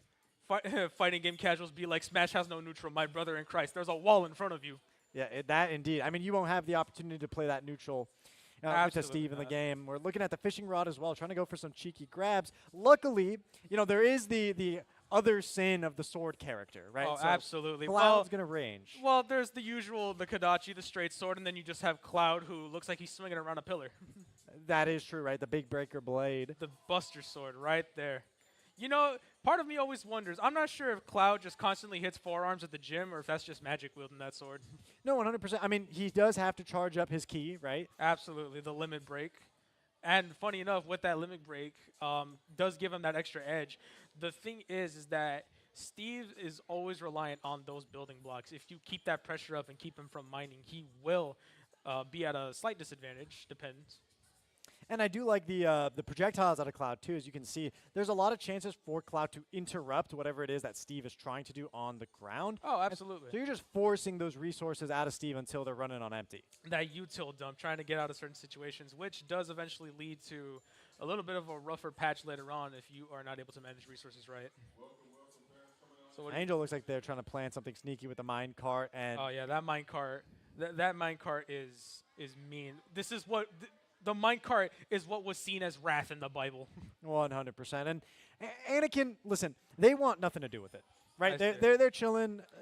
Because they have a strong enough blade, strong enough hits, rather, to break things Oh. down. it's not really a problem for them. Yeah, that limit break up B, and Steve is still in this fight. I didn't know they had totems of undying in the latest update. Right, right. It's Yeah. the survivability is pretty strong because Steve is, despite their looks, a rather heavy character. That's a little bit of a curveball considering you'd think that he would be at least average weight, like Shulk. But no. So we see, okay, so far this Cloud's picking up the pace right here, getting the almighty Alex, or Angel I guess, down to their final stock. So he's really trying to break the veil of Steve's immortality. Out here talking like he's Virgil with the Yamato. Oh! That aggressive forward smash getting Steve right out of there. Okay. Amazing chain combo. The only fantasy there was that he would have won the match. That's Compton Early College taking a first one in this first All series. right. Good on them. Yeah, so they got to take Spark ahead. Now we'll see if there's an answer on the characters, right? Oh, yeah. I feel like when it comes to your pool, and you can correct me if I'm wrong, it seems like you're familiar with more of these players. Absolutely. But it's a matter of comfort over matchups. Oh yeah, absolutely. The thing is that the veil of video games, it's not all about competitiveness. Like video games didn't start with the platform of competitive gaming. It all started with a way of having fun. Like when you go to an arcade or when you go to a friend's house, you don't think, hey, let's run sets for $50. Depends. No, it's always prioritize having fun ahead of just winning because the formula with video games, it often gets very weird. You win, you feel nothing, but you lose and the voices get louder. Yeah. Listen, and it doesn't matter what game you're playing. It doesn't matter if it's Smash or anything else. It doesn't matter if it's a hero shooter, a fighting game, a party game. Always got to learn to have some fun. There's a difference between the type of characters who are, I play this character because he's strong, and then there's, I play this character because he just throws hands. That being said, there are some exceptions to the rule. I can't say I feel too bad when I lose at Mario Party. Yeah, no, I'm laughing in my friend's face Joker style every star I take. 100%. Now back to the chaos of the game itself. Yeah, once again lining up with the same characters. I will say Angel does like to flex the skins at the very least. So Oh yeah, no. If you're gonna try and win, at least do it in style. yeah, I mean they're changing characters, right? Air quotes. Air quotes, yeah. At least for Steve, Cloud, shifting from standard Final Fantasy to Advent Children. Honestly, absolute swag, if that's even a word used today. I just love that look, honestly. Yeah, Cloud definitely has some stylish costumes, especially from throughout his franchise. Yeah, the all black coat. I mean, Enderman's just all black, but I move into the it feels like a little bit more of an awkward neutral. The last game was certainly more dynamic, but neutrals are very interesting when you have two characters that build up utility. With Steve with his blocks and materials, and then Cloud with his limit break. He also missed that little projectile at the beginning right there. oh, there it is, the magma block. The magma block is an absolute annoyance when you're fighting against it. Anyone who has good block placements, those magma blocks are absolutely atrocious. Yeah, that was something that Becky and I were also talking about when Angel was going against that Daisy. Yeah. Where it's just so difficult to traverse the air. Yeah, he's good at aerial movement. I fought him before. He's really good at aerial movement. But, securing the airspace and then, they're not that good on the ground really just solidifies the whole thing. They always say, conquer the skies and you conquer all. Yeah. Shout out to the U.S. Air Force, I guess? I don't know. Shout out to someone on that. I'm not sure. All right. Well, so far, Enderman over here still in his first stock at 132%. He bulks up a lot more than he looks. And considering, Endermans are usually real skinny, but this one looks like it's put on a little bit extra mass. I think it's just the height ratio. Possibly. I didn't know summer was bulking season in Minecraft. A lot of projectiles going out, just trying to zone, just trying to keep Steve away, right? Because Anakin's yeah. goal is to finish off this stock right now. That's all they want to do. There it is. Yeah, even for this Anakin, it's pretty hard to keep that high ground. All right. You see, he's really constantly throwing out that minecart. That minecart is actually a really good piece of util they got there because it actually registers as a grab rather than just a standard attack, So block does not help with that in any way. Possible dodge, but shielding will not get you out of that for nothing.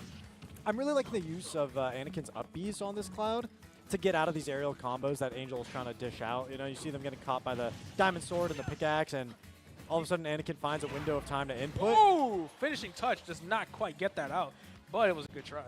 All right, but yeah, I see what you're saying about the up B. I believe Armored can help him out of those hits, which is really good. Oop, come down with a slight miss hit. I see right there, he's trying to farm for those mats. Those are the opportune times where you really want to try and rush down Steve. Ooh, ooh. Okay, miss space still comes out. We're still building up percentage against Angel. Angel's doing a good job here, and they've taken the lead on this stock, actually. I feel like the thing with Steve is that, or Enderman in this case, is that you really... Oh, okay. I was going to say he just builds up percentage until, you know, eventually you just knock him out without yourself realizing just how high he was. All right, but Cloud is sitting comfortable at his second stock, less than 100%, but with how hard Steve surprisingly hits, it'd be surprised if that changes. And Compton Early College, they're already up 1 in this series, right? So if Anakin, you know, continues at this pace, they're just going to close out, and we're going to move on to a different set of players. Oh, yeah. Oh! There it is. The play off stage into the down air. Absolutely shish kebabbing that Enderman. Oh, my God. There we go. Compton Early College taking that once again. That's 2-0. That's 2-0. So we're moving on to the second part of the set. That's a whole new best of 3. Slice them like some salami right there. Good stuff. And we'll take a bit of players, bit of time to set up those players as well. So we'll cut to a short break, and we'll be right back. Can't really rush perfection on that one, though.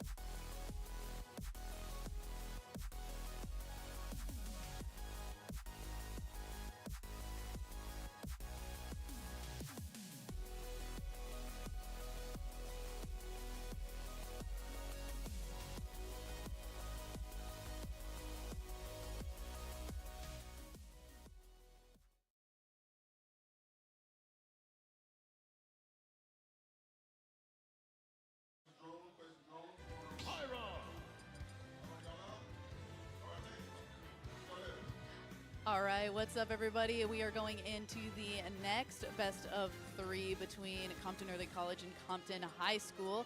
I'm Becky. I'm joined here. Tell everybody who you are. How you doing today, everybody? My name is Salvador Esquivias from Centennial High School, representing the varsity for Super Smash Brothers. If you saw, I got absolutely handed earlier by by a zombie and a very tall figure that I refuse to look in the eyes. You know, probably for the best. Oh, yeah. As we go into this one, it looks like we're getting a similar kind of view into something that we saw previously as well. So we are going instead of Angel, it's George? Yeah, it's true. Jorge? Not sure. But okay. That's okay. I mean, similar picks, different players, yes. Yeah, and we've been talking about how kind of oppressive this Steve character is, no matter the skin that you're using. But have you seen what he does to villagers? I have, absolutely, and I've seen what he does to every other character in Super Smash Bros. And I know you do not want to be in that minecart. Oh yeah, absolutely not. Not quite. Considering, like, you saw how earlier I, as Kazuya, got absolutely handed by an undead zombie, which is kind of something. You'd think someone like Kazuya, you know, the big bad from the Tekken series, would absolutely just nail it. No, apparently not. What makes you want to play a character like Kazuya in the current meta? Oh man, I know Kazuya is often regarded as one of the top players. I personally, for one, just absolutely love the FGC. I've been a part of fighting games for like a good chunk of my life, as well as, you know, the FPS. Yeah. But Kazuya, like, I've read on Tekken lore, you know, I've seen the gameplay, I've seen it all. Kazuya really struck me as a character who had both tragedy and just absolute, like, something about him is just really cool, you know? Yeah. I always felt that way about Kazuya.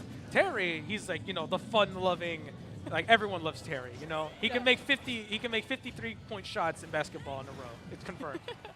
And do you think people have the same kind of emotional connection to a character like Steve? Or? I have a feeling people are looking at Steve too much from a gameplay standpoint rather than just being Steve.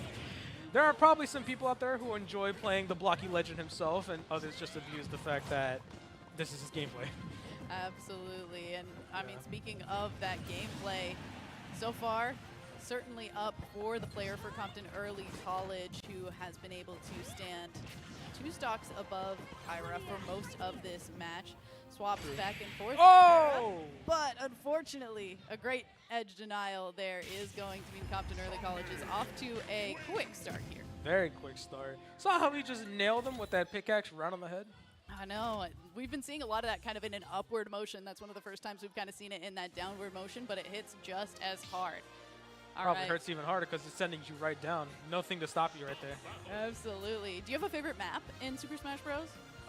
If I'm going gameplay-wise, Final Destination. Kazuya shines on flat stages. If I had to pick my top 3, my instant top 1 is going to be the King of Fighters Stadium. Oh. I've been a King of Fighters fan since my brother got me into it since I was even a kid. All started with King of Fighters 97, going up until now with King of Fighters 15, even to Fatal Fury, City of the Wolves. My 2 other favorites are Mementos and the Mishima Dojo. Oh, all good ones. Good picks. I keep thinking maybe if we're sitting here hovering on this screen, we'll pick new characters, but I mean, comfort picks, strength picks. Well, I mean, you always got to stick with what your gut says is best, or maybe just stick to your best, you know? See, Sometimes you switch it up, but then again, it is rough for some people to be like flexible players, you know? Adjusting to multiple play styles.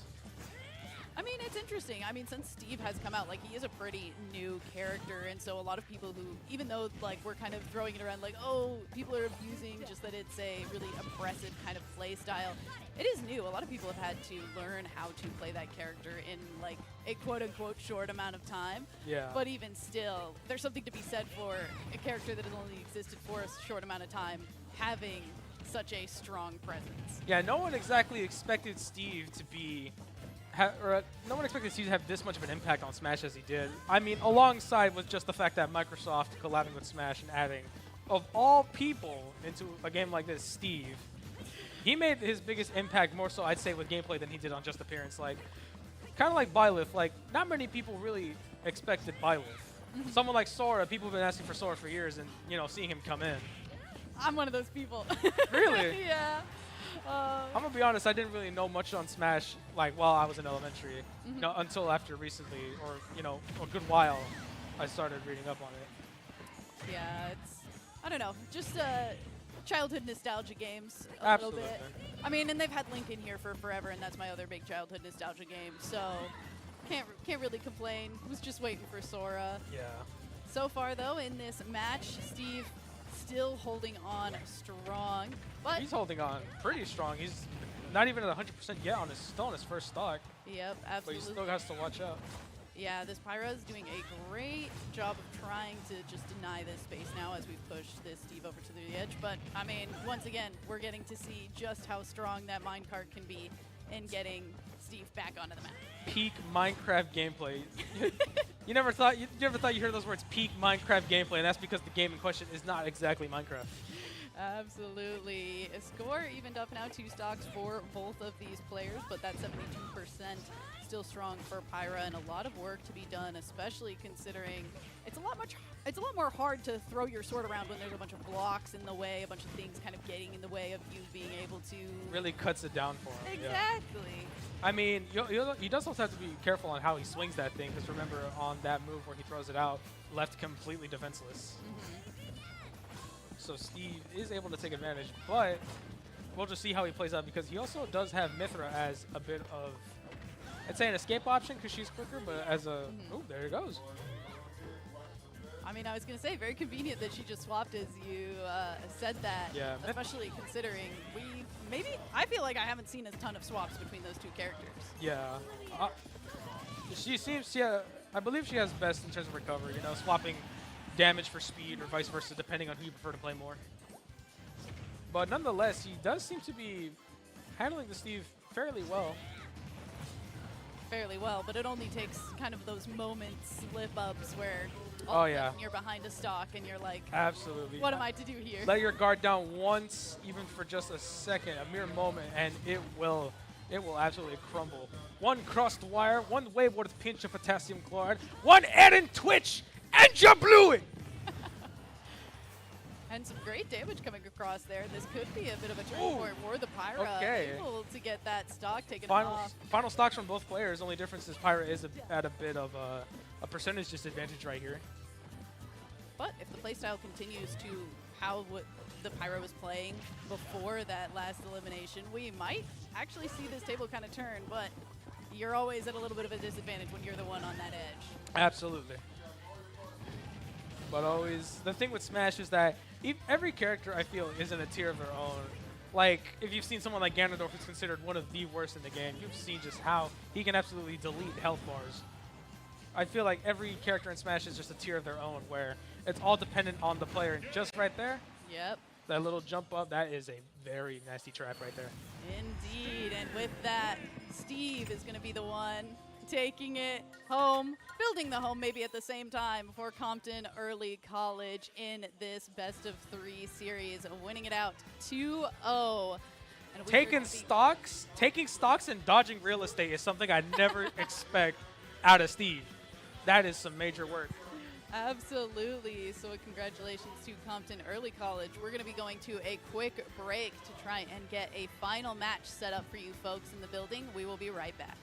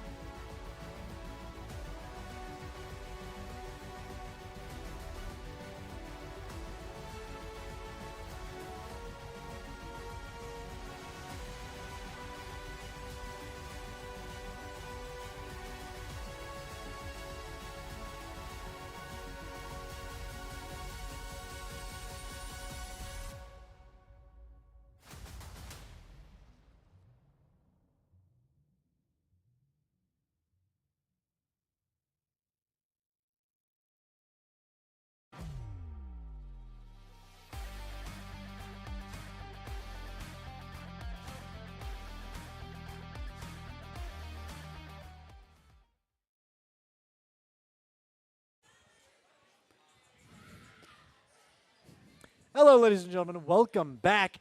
Once again, it's Ashcon, joined by Becky. We have been having an awesome time on the desk with Sal, but we're moving forward to the original dynamic duo. And speaking of a dynamic duo, it's Compton Early College versus Compton Early College. Okay, I actually think that these games are going to be some of the most fun because once you're playing with people from your same school, it probably means that you play against each other a lot. So it means you know a lot about the strategies that the other people you play with use. And so it means that like you're kind of going into it with like a little bit of a more of an understanding, whereas if you play against somebody you never played before, you spend a lot of time kind of posturing, kind of being like, okay, we're going to spend a lot of time kind of further back. We're going to try and see, what do you know, what's your level, and you're kind of spending a lot of time kind of sussing the other players out. Whereas if you're playing with somebody from the same team, you already know that. You don't have to waste time with that, and you just get to go crazy. And so we have Compton Early College A versus Compton Early College B. And so that's going to be denoted by the B in the tag above the player. Something else to note is Compton Early College B came up from the lower bracket. So they really clawed their way from the depths to make it up here to go against that primary team. That's so funny to me, actually. I mean, but something to be said for Compton Early College as a school. I will say I'm a little disappointed. Somebody kind of baited me by hovering a Pikachu, and that wasn't picked. You got baited. I really did, and that's okay. I mean, I guess I understand it, at least for the side of Ness. That is a very strong character, has been for a very long time, was one of the strongest characters in Brawl. And Ashcon gave me big eyebrow nod. Uh-huh. Yes, Grandma. Brawl was a game. No, but all jokes aside, I think it's also refreshing, Becky, that we're seeing non-DLC characters. I agree. You know, just main cast, Nintendo IP, good old-fashioned Smash Bros. But I was kind of geeking about seeing Cloud in the last game, especially new Magic the Gathering set, Final Fantasy. Oh, that's so right. So I'm all of a sudden on a little Final Fantasy kick as a result of that. You know, not to derail this Smash Bros. Conversation, but is that set standard? Or Yes, modern? it's modern. Modern, yeah. I need that set. Anyways. Oh. Ooh. That. Oh. Ooh. Suction cup. Ooh! Green fireball. Into the absorption. I was going to say, they're all just kind of sitting there, like, faking the other one out. Dash attack. Aerial. Ooh! Special. Surprise, I'm here. Okay. The audio on the dash attack. Yeah. Oh, man. It's really hard to stay serious when you're listening to some of these audio cues from these characters in this game. Yeah, Luigi of all of them, too, is just so funny.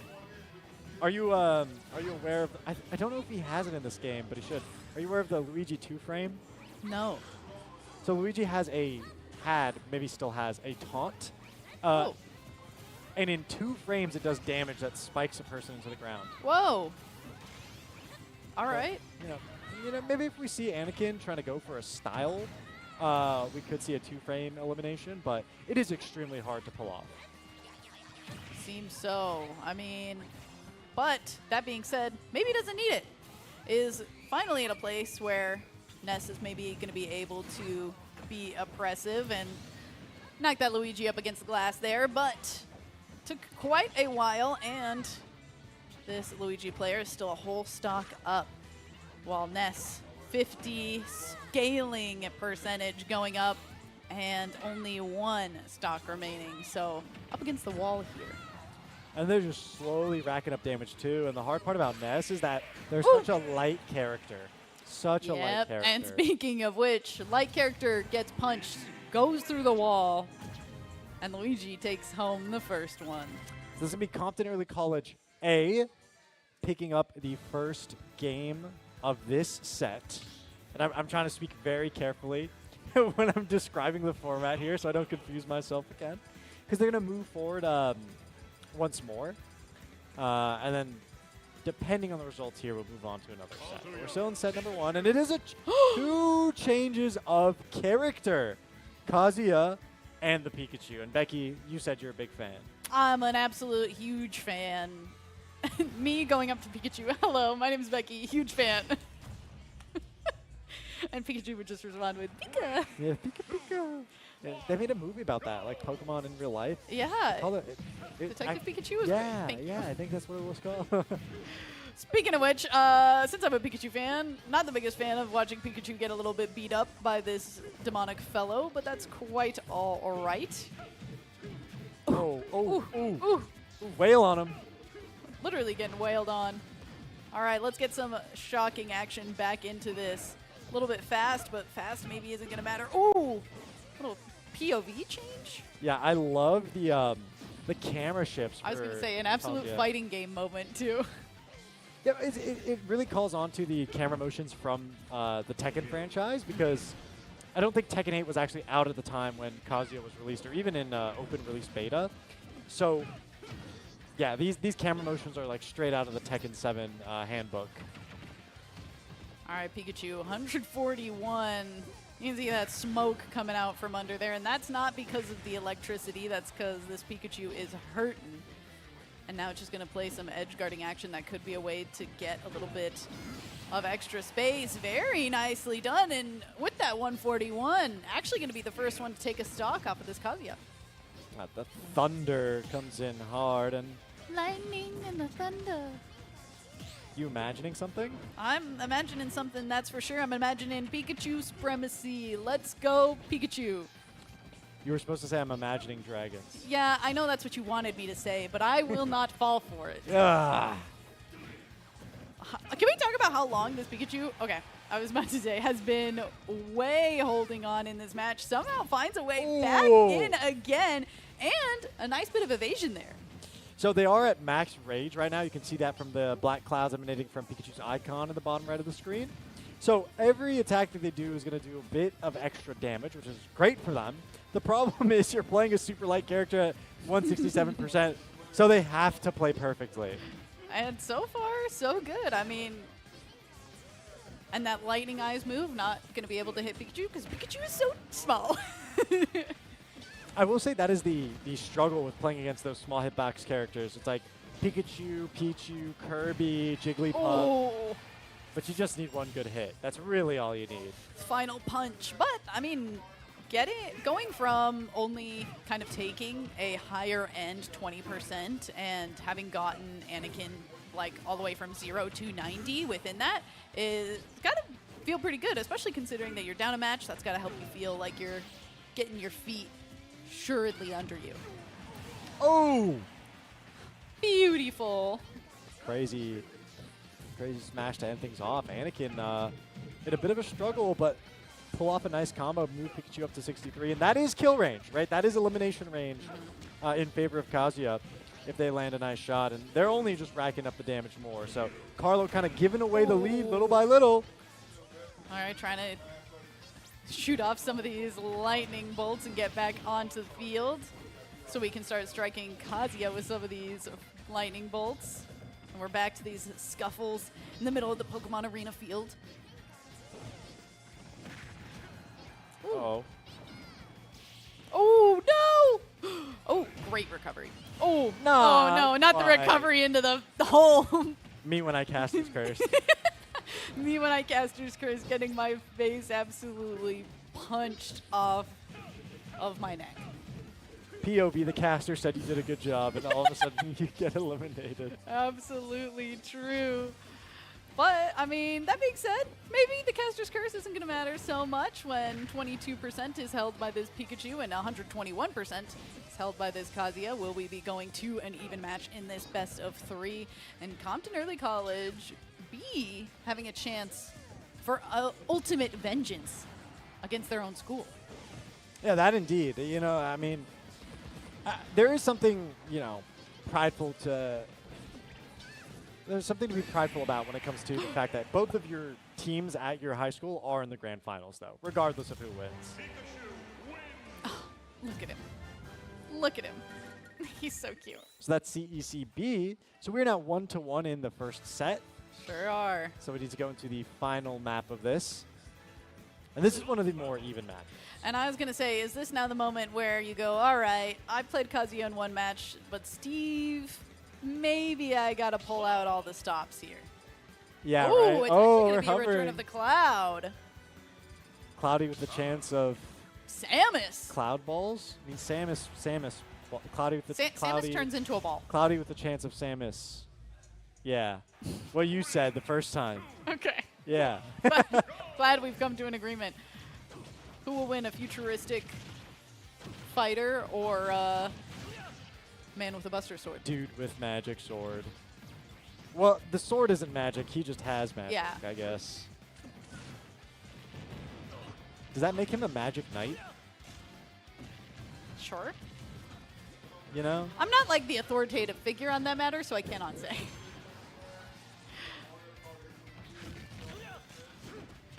A lot? Okay, so I feel like this is a moment where kind of earlier I was talking about how if you're playing against somebody from the same school, you can kind of presume that you've played against each other a bunch, you know how each other play.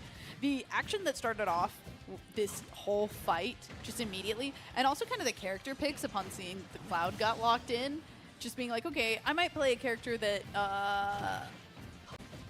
gets out of sticky situations a little bit easier. That limit is now fully depleted. They got to recharge it. Anakin low on the resources. We're also waiting on Samus to potentially charge up one of those energy balls. They're really holding on to it. Not so worried on it. Ooh. I'm not giving that opportunity either. I mean, Anakin knocking out 2 stocks from Carlo. Oh my gosh. And not slowing down Yep. either. Final touch, but the percentage is too low, so it's going to be a miss hit.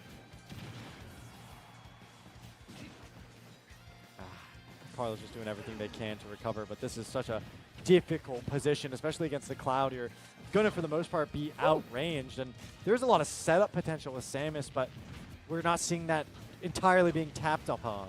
It is really funny to hear you say that Samus, a character with a gun, is being outranged by a character with a big sword, but it's one of those moments where I'm like, kind of funny when you think about it, but it's technically true. It is working. It is the truth, but it doesn't make sense.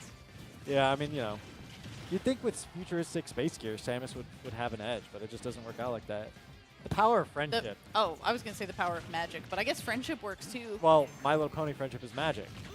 So it's like, I thought you were talking about right. Cloud's friends. Well, Cloud's friends is his power, and you saying magic is his power. Okay. I was just doing the mathematical A to C connection. The transitive property. You're right. Both characters max rage. Unfortunately, Samus still only on that 1 stock, but now just going to have to play a bit of a guarding game along this edge and try and keep that space and safety as much as possible. The last time that we saw somebody play Cloud, they actually knew, since they were a stock up, that they could play really aggressive and go for the... you know, you saw it. You were there. I was there. I mean, you could tell him. Tell him. Just did a really, really great job of following the player down off of the map and kind of using, again, that space that doesn't usually get taken because it is so risky, but you don't need to worry about it being risky if it's the final stock on one player. And as a result, it is going to be Compton Early College, that A team still holding on to that A team title. That they do. Winning the first set. Now it is a swap of the players. We move on to the second set. And these games, it feels as if an entire match has passed in the length of time of a single set. It is an intense battle between these two teams from the same school, and that's exactly what you want to see. Ooh, DDD. Okay. Oh, not Steve. Nah, well, I mean, we can't really be that surprised. I suppose you're right, but Jorge here is just pulling out all the stops. You know, they don't want to keep this going on for long. Not here to mess around, yeah. No, not at all. And early college A, they know that if they win this set, they just win they win the finals. Very well. Will that be the case? We'll see if this King DDD is going to be able to come out king remaining, or if that crown's going over to Steve.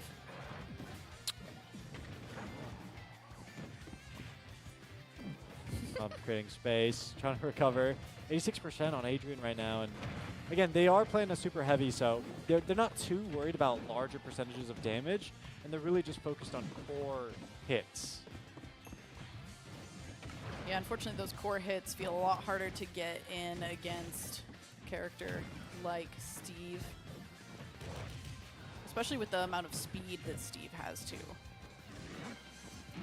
Yeah, and DDD, you know, holds an edge in the super heavy category because they have those spike balls that they can kind of maneuver the movement of with the use of their hammer. You can, you know, change the input. But Steve has so many things that can get in the way of your spike balls that it just does not matter. Absolutely true. And speaking of such, that DDD is going to be knocked right off the map. Not looking too worse for Ware, and that recovery going to be nice and easy. Going up into the top of that screen, but if you got a minecart that lives in the air, is it really that big of a deal? You know, I just don't think it's fair, right? I can't play railroads in the sky in actual Minecraft. I don't know why Steve can do that in Smash Bros. And I think that's the real balancing issue here. I think I'd overall be in agreement, though every time I see one of those magma blocks used, It hurts. It hurts me to my core, and it certainly hurts this King DDD as well. Just getting, I mean, as you can tell, King DDD is a penguin, And we love penguins. and we love penguins, and penguins do not like magma. No, not at all. That's why they're on the poles. Oh, we got the in-game crowd cheering for DDD. Okay. That's hype. Oh. The crowd might stop now, though. One stock left for this DDD player, and just taking the pickaxe again. Those hits really pack a wall up, and despite that heavyweight title, does not stop that penguin from getting knocked into the air.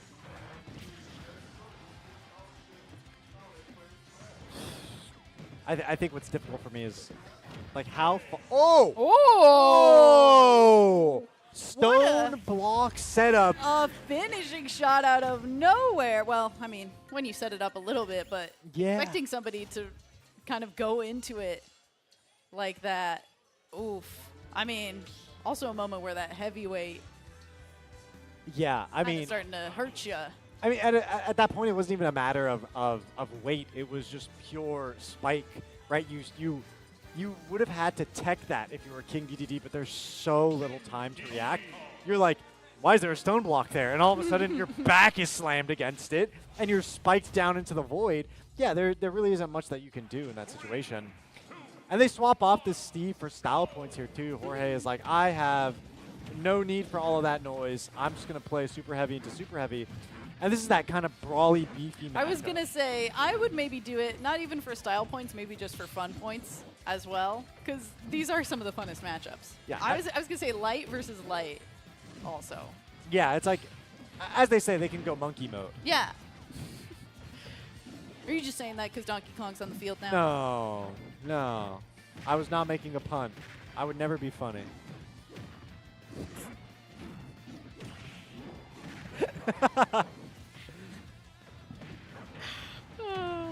Okay. I mean, this is shaping up to be a much more even match. Ooh. It was a fight to see who's going to recover faster. Donkey Kong's going to try and just say, you're out of here, DDD. Ends up just throwing that penguin off the map. Going to try and recover here. Nice bit of block, but unfortunately, the projectiles, the hammer, it might be too much for Jorge to hang on for very long. And that stock is going to go off too. But both players then, for a moment, were each at 2 stocks, 0%, which is a pretty straight, even spot for them to be. Now, I want to go over a couple of the gimmicks of the super heavies right now. I mean, with King DDD, we touched on earlier how he has the spike balls. You can navigate them. Someone like Incineroar with the side B is kind of annoying. For Donkey Kong, it's the charge up of the punch, but also these cargo grabs. And that's how Jorge secured their first elimination in this round. But with the combination of the two, it can just be so deadly to try and play off stage. Once Donkey Kong has you off and you're getting ledge guarded, it can be a little scary.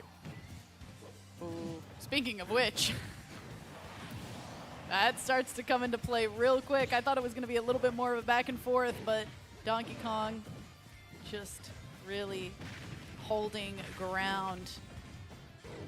I mean, look, who needs an audience when you're playing like Donkey Kong, who can clap for himself and in the same move eliminate the enemy? Skadoosh. Oh, speaking of skadoosh, you almost timed that perfectly. And with that, between the Donkey Kong and Steve, Compton Early College is going to be the ones that Team A take home this set. And there it is. Compton Early College A, your grand victors, I going believe against so. Compton Early College B. They made their way forward throughout the bracket. Becky, it's been a pretty fun time Has between been. all of these schools. What do you think of the day? I think when I play Smash, I don't ever want to have to play against Steve. I'm now deathly afraid of minecarts, and I want to go play some Rocket League, actually.